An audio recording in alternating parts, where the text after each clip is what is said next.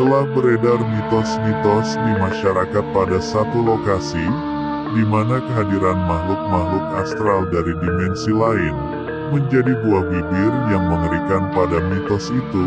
Kami tim Maung Bodas akan mencoba menelusuri untuk mencari kebenaran yang telah terjadi di satu lokasi, dan kami rangkum hasil ekspedisi malam kami di channel Anom Sepuh.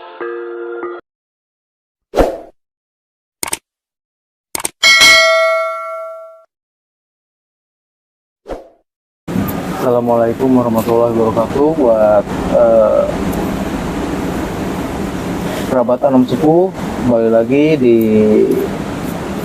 acara ekspedisi ya di Pelabuhan Ratu. Kebetulan sekarang kita kumpul di lokasi Karanghau ya, ini ya Karanghau. Kebetulan Kiseno pun hadir di sini bareng kita nih tim Maung Bodas Pajajaran. Kita mau menjelaskan tentang situasi di lokasi Karanghau ini di Pelabuhan Ratu. Jadi tadi kita udah coba telusuri oleh Mas Arya dengan Mbah Ule ya, menelusuri situasi lokasi di sini.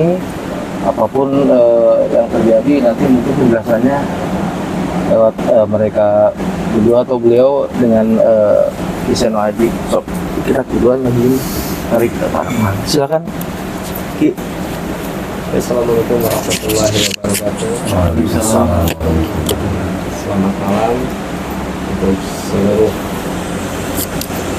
pecinta atau seluruh subscriber atau follower Anom Sepuh, yang dimana tim Maung Pajajaran pada dasarnya ingin mencoba menelusuri mitos yang terjadi di Karanghau. Tapi asbab ada beberapa hal yang terjadi dan beberapa hal yang tidak memungkinkan kita untuk melanjutkan ekspedisi, karena yang pertama kita datang ke lokasi ini sudah terlalu malam, hampir jam 1:30 tadi nyampe, dan kondisi masih lelah. Makanya saya coba ambil kesimpulan, alangkah baiknya kita lakukan podcast. Nah, seperti ini mungkin ada beberapa yang tadi Kang Spin sudah berbicara dengan narasumber yang orang setempat ya. Iya, warga setempat. Nah, Jadi kebetulan beliau mengatakan bahwa memang situasi di sini pernah terjadi korban ya, Ki ya. Korban itu kejadiannya ketika pas Lebaran. Berarti satu bulan yang lalu lah ke belakang ya itu. Memang kebetulan yang saya tanyakan kepada warga di sini, asli memang warga di sini, dengan Kang Fauji namanya tadi itu. Kejadiannya itu pas Lebaran itu memang dua tempat. Yang satu dekat jembatan, yang satu lagi di Kebun Kelapa namanya katanya. Yang di jembatan itu satu orang, yang duanya lagi itu di Kebun Kelapa. Kebetulan semua tiga-tiganya itu dewasa semua, orang dewasa semua. Nah tadi kita nih bertiga udah coba nih Ki ya, Mas Arya dengan Mbak Ule untuk coba menelusuri situasi lokasi di sini. Paling nanti saya tanyakan itu apa sih yang bisa diungkapkan dari Mas Arya atau Mbak Ule sendiri gitu. Itu aja, paling mulai silakan Mas Arya, apa yang dirasakan Mas Arya tadi setelah penelusuran. Oke, terima kasih untuk waktunya. Memang setelah kami telusuri ya tadi, kita coba untuk sisir tiap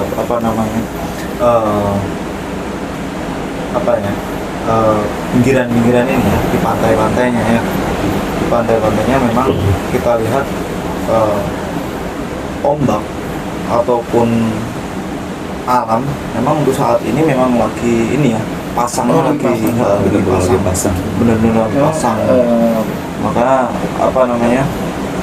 kita sendiri juga nggak berani untuk langsung melanjutkan ini ya, ekspedisi di tempat tersebut.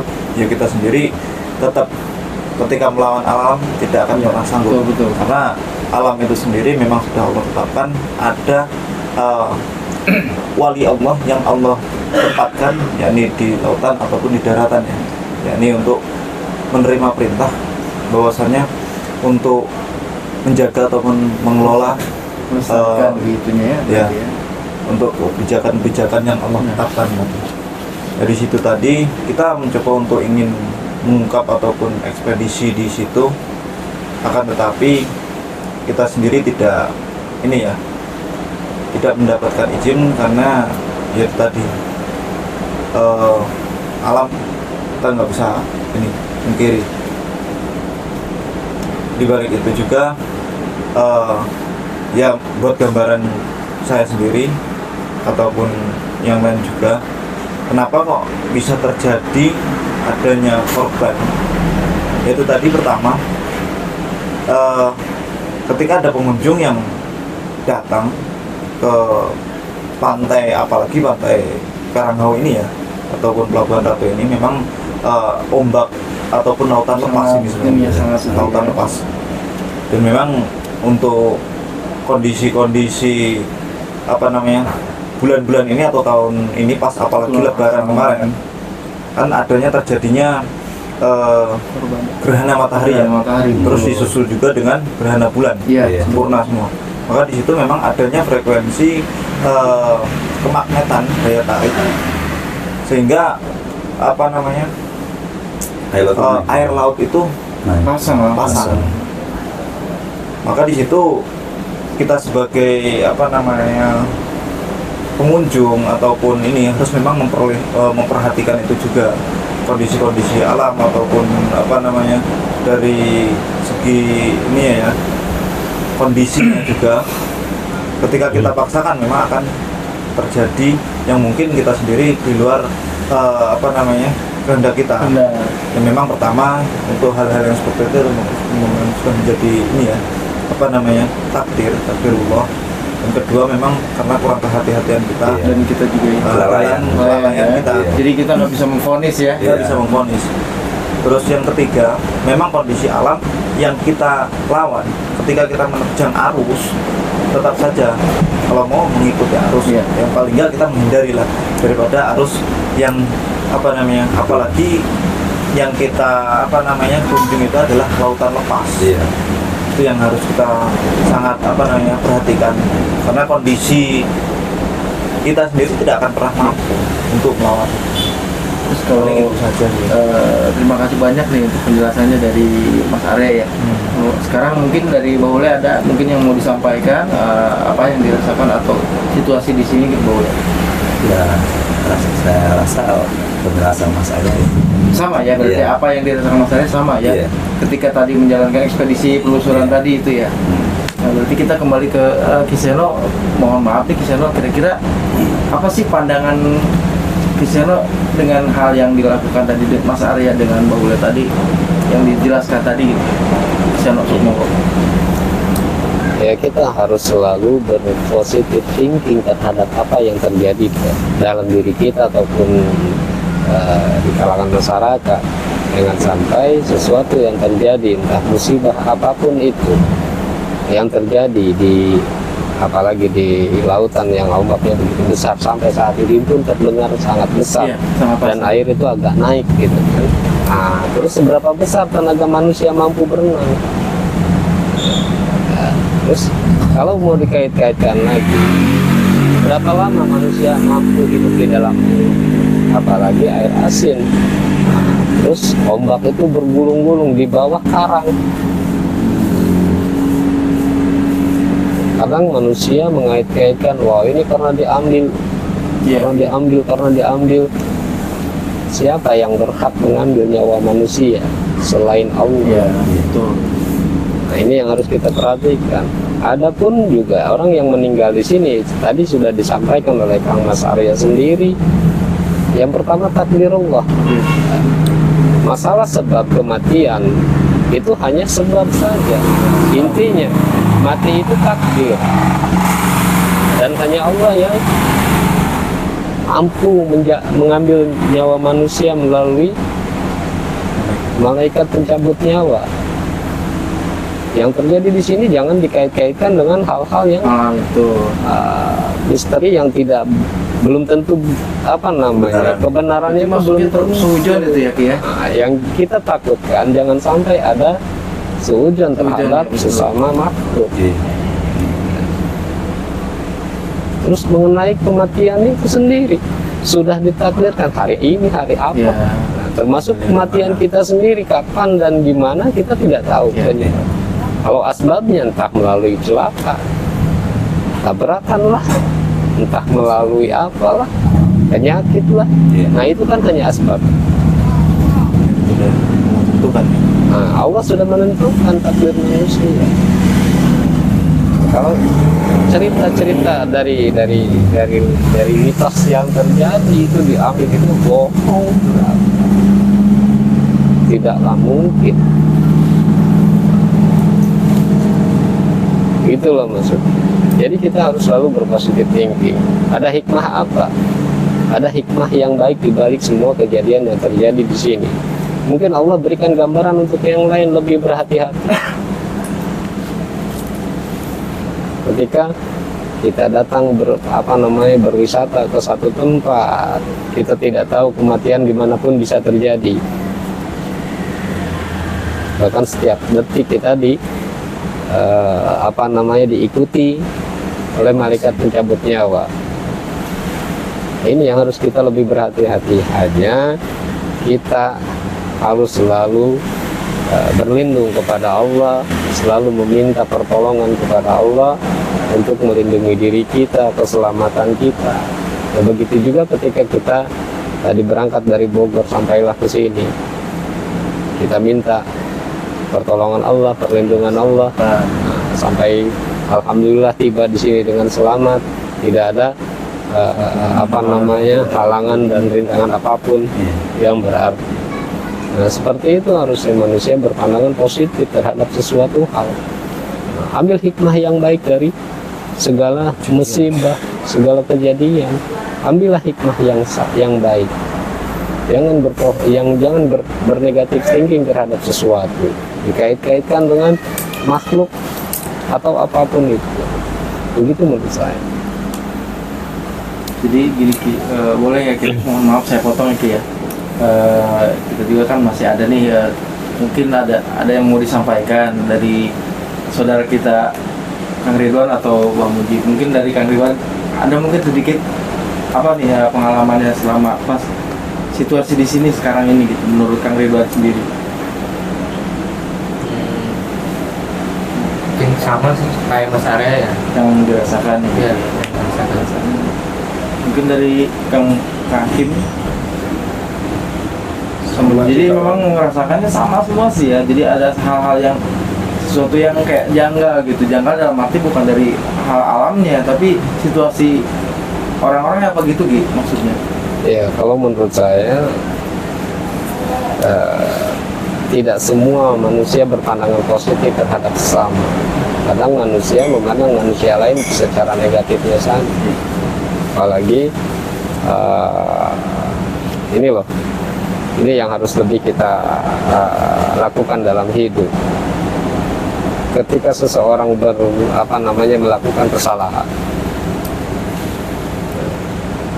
jangan terlalu memvonis dia salah. Kesalahan yang dia perbuat itu belum tentu lebih besar dari kesalahan yang kita lakukan. Yang pasti ketika orang berbuat salah, kita harus lebih memperbaiki diri. Allah tunjukkan kesalahan orang lain bukan dalam arti Allah membuka aib dia. Itu gambaran untuk diri kita. Jangan sampai memvonis orang itu salah. Tapi balikan ke dalam diri kita, kembalikan ke dalam diri kita. Kesalahan kita pun akan lebih besar daripada apa yang kesalahan orang lain. Supaya apa? Supaya kita mampu berlaku mawas diri terhadap kesalahan yang orang lakukan. Jangan sampai kesalahan itu kita lakukan. Yang pertama. Yang kedua, apa yang harus kita lakukan? Selalulah perbaiki diri. Dan jangan pernah kita ingin membuktikan bahwa kita baik. Jangan pernah kita ingin membuktikan bahwa kita baik di hadapan orang lain. Kenapa seperti itu? Kadang orang yang baik dengan kita, orang yang berpandangan positif, yang pro terhadap kita, mereka tidak membutuhkan kita membuktikan kebaikan kita. Apalagi yang tidak yang kontra dengan terhadap kita, yang selalu membenci kita, mereka bahkan tidak akan percaya dengan apa yang kita lakukan memperbaiki diri. Yang pasti perbaiki diri terus, perbaiki diri kita terus dari setiap kesalahan, dari setiap apapun perbaiki diri. Menurut saya, ketika yang kita lakukan pada hari ini dibanding hari esok sama, itu sangat rugi. Tapi berbuatlah selalu lebih baik. Hari kemarin harus hari ini harus lebih baik dari hari kemarin. Itu yang harus kita lakukan, perubahan diri kita. Jangan ingin dilihat orang, tidak perlu. Apapun yang kita lakukan jangan ingin selalu dilihat orang. Itu yang harus kita lakukan. Jangan pernah ada kesombongan, takabur terhadap apa yang kita miliki.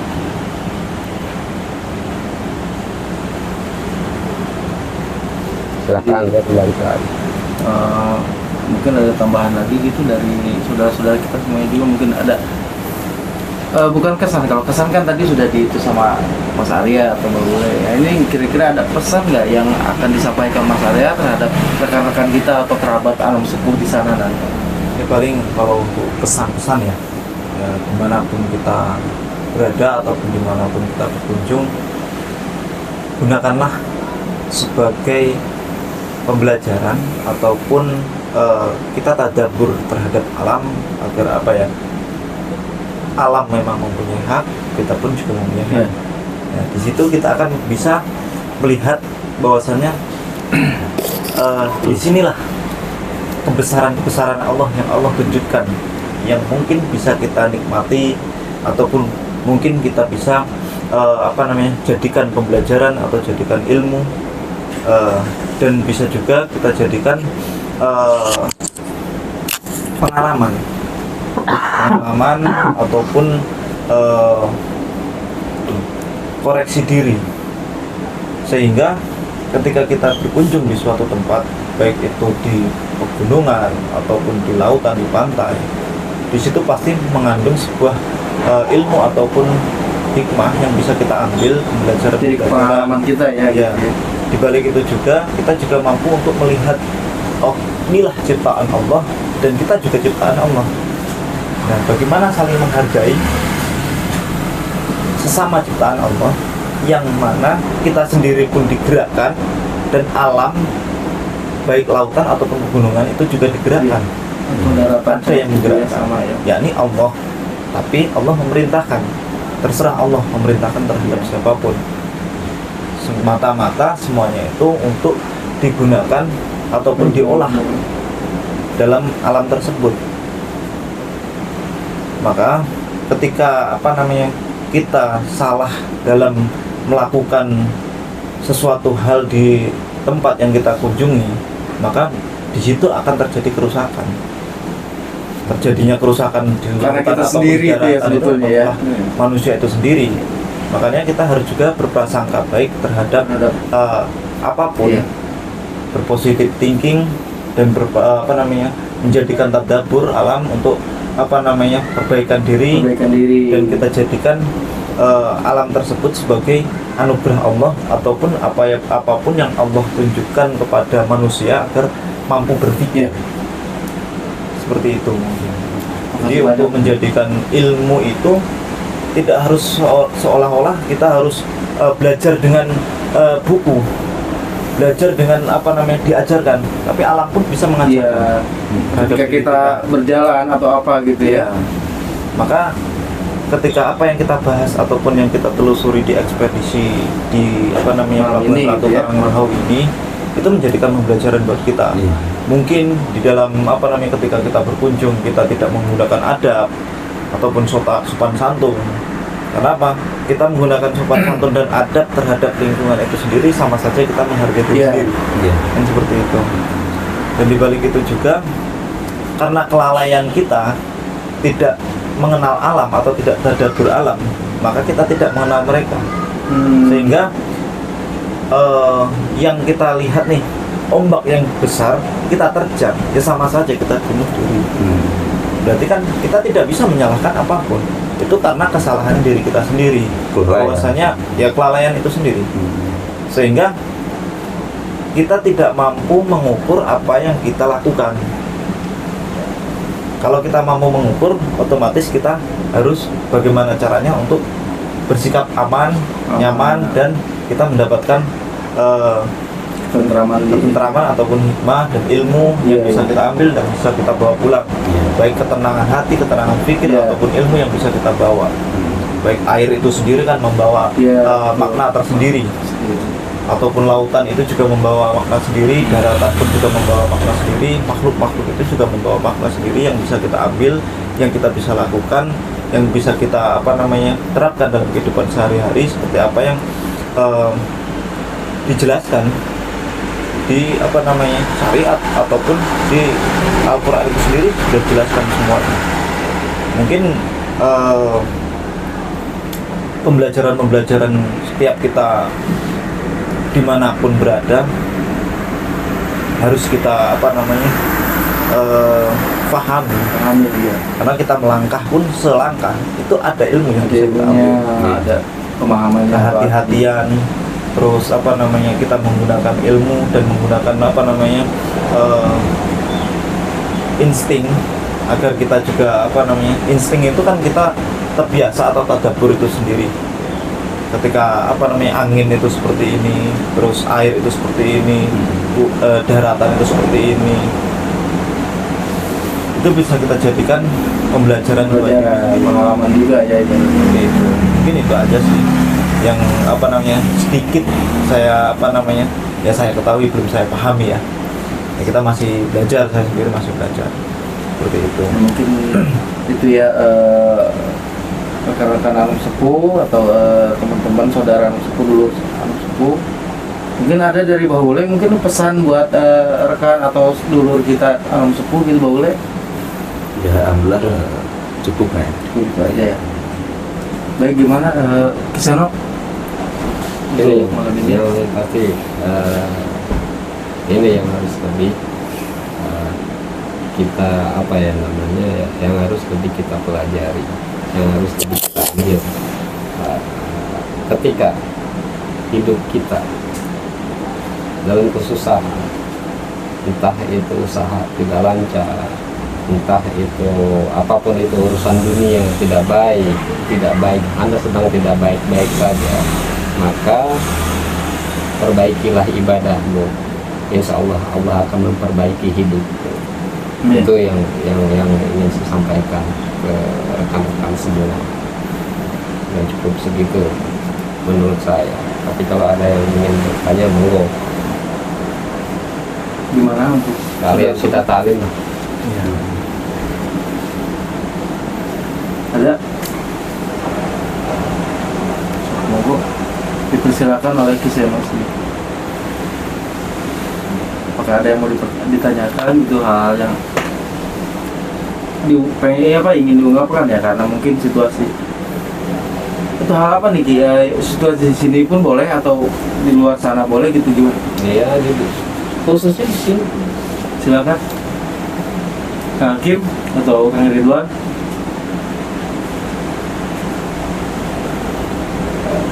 Oke Mas, mau nanya, kan kebanyakan orang bilang kalau yang suka ini masih soal pantai selatan ya, jadi dilarang pakai baju hijau. Oh iya betul Itu maksudnya kena gimana ya? gambar apa gitu ya? Tos memakai Iya. Mitos memakai baju hijau. Kalau menurut logika saya, ketika seseorang menggunakan baju hijau di pantai dan dia terhanyut, maka tim penolong itu akan sangat sulit melihatnya dari jarak jauh khususnya, karena akan samar dengan warna air laut. Bukan karena situasinya, Bukan karena ada larangan ya. Ya, Itu yang dikhawatirkan karena tidak terlihat ya, jadi samar gitu ya, karena warna silakan coba lihat air laut nanti siang. Iya. Bagaimana ketika kita menggunakan baju hijau ini akan sangat sulit ya, dicari. betul, sulit dicari nantinya. Betul. Akan sama dengan warna air. Bukan yang Jadi yang kebanyakan korban hilang itu ya gara-gara bukan dalam arti Kalau menurut saya sih gini kan, dilarangnya hanya karena ini, iya, karena kan sangat sulit dicari. sudah dicari oleh tim penyelamat ibaratnya gitu, karena warnanya itu. Jadi bukan ada larangan dalam iya, penolongnya.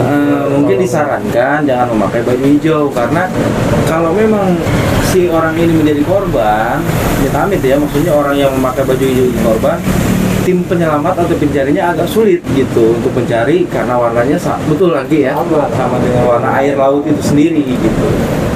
Itu jadi mungkin kebenarannya atau penjelasannya seperti itu. Ya, bukan karena ada larangan, karena satu hal ya, satu hal misalkan goib gitu ya, maksudnya gitu bukan.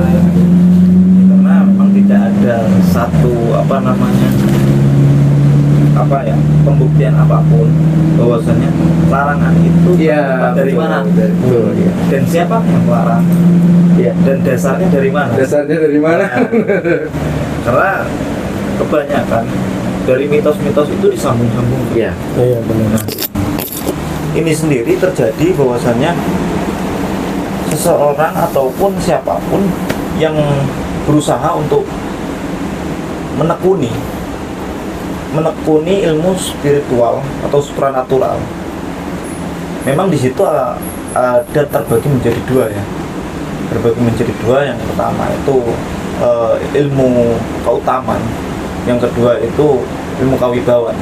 Nah, sebenarnya ilmu supranatural keutamaan ini mereka mengutamakan bahwasanya asas-asas syariat, menjalankan apa yang memang Allah tetapkan, yang Rasulullah ajarkan para sahabat, dan kita mengikuti ulama-ulama Yang terdahulu.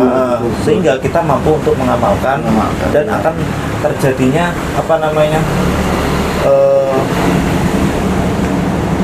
pancaran hati untuk kita benar-benar ilah itu hanya kepada Allah. Betul-betul pembelajaran sekali buat kita gitu ya. Memang butuh diolah. Butuh diolah sehingga kita karena ibadah itu sebenarnya supranatural. Untuk menembus kepada sakral ya. Ya, sakral.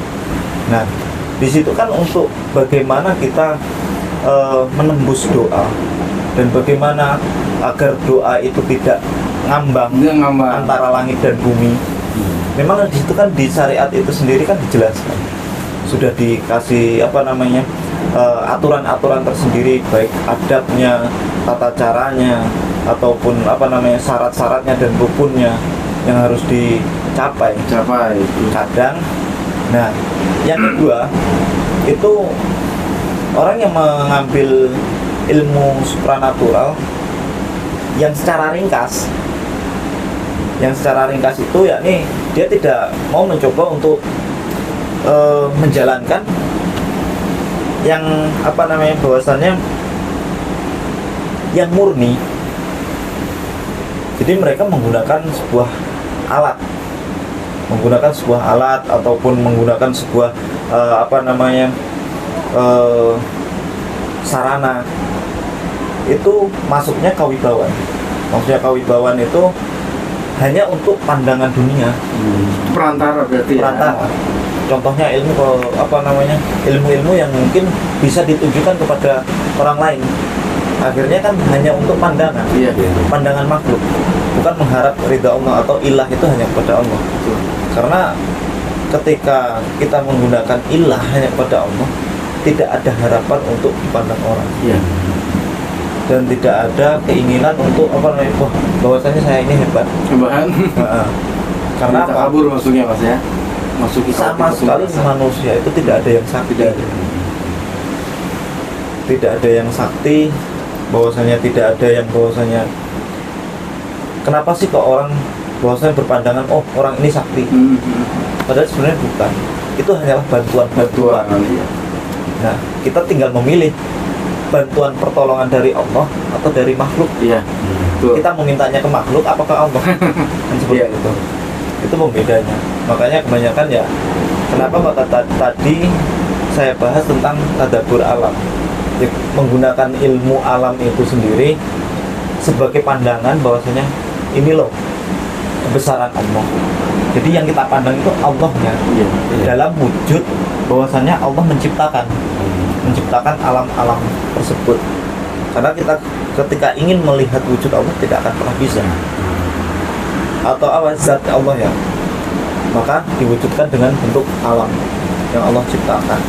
Sehingga di situ kita mampu untuk bahwasannya merenungi diri kita ini memang kecil, tidak bisa apa-apa, kita hanya sebuah makhluk yang sama, ternyata masih ada makhluk Allah yang lebih dari kita gitu.